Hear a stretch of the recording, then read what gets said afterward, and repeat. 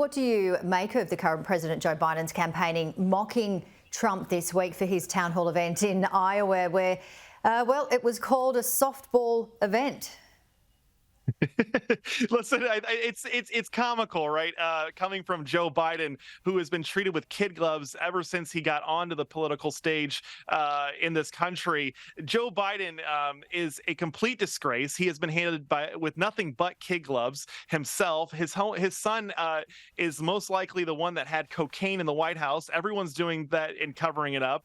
And on top of that, Joe Biden is being treated with kid gloves by the Department of Justice on all of these fraud charges and bribery charges. It's incredible that this guy is accusing President Trump, who's probably the most attacked and embattled nominee and president we've ever had. It's just so far from the truth. It's a total joke. All right, Terry, what about your thoughts on Robert Kennedy Jr.? Do you think he can be taken seriously? We've got the wild ideas on COVID. Even his own family are criticising him. And during the campaign in the Democratic nominee for presidency, some people are calling him Kennedy Democrat. Yeah, so look, I have a lot of friends who call themselves Kennedy Republicans now.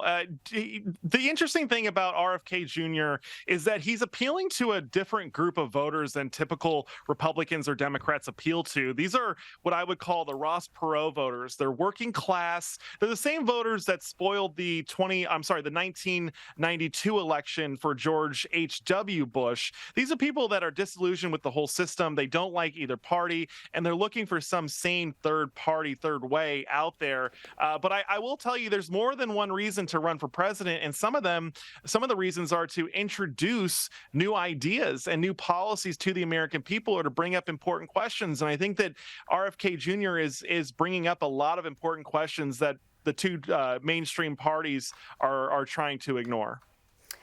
All right, thank you so much for joining us. Before we let you go, the sad news, legendary singer Tony Bennett has passed away, aged 96. I'm sure most people remember his amazing career, more than 50 million records. Frank Sinatra calling him the best singer in the business. Do you have fond memories of Tony Bennett and his music? Yeah, no, my grandmother and I would listen to Tony Bennett. He's a living legend. He's going to be sadly missed. I mean, he was one of the originals, and you can't recreate that. And he's going to be missed, but his legacy lives on. That's the beauty of art, is that it can continue to impact lives even after you're gone. And so we will be missed, and my condolences to his wonderful and beautiful family. Yeah, well said. Absolutely. He certainly reinvented himself over the years, and some of the last performances there were just incredible with Lady Gaga and many, many more songs. And we will be listening to him forever. Thank you so much, Terry. Great to get your expertise, and have a great afternoon. Thanks, you too.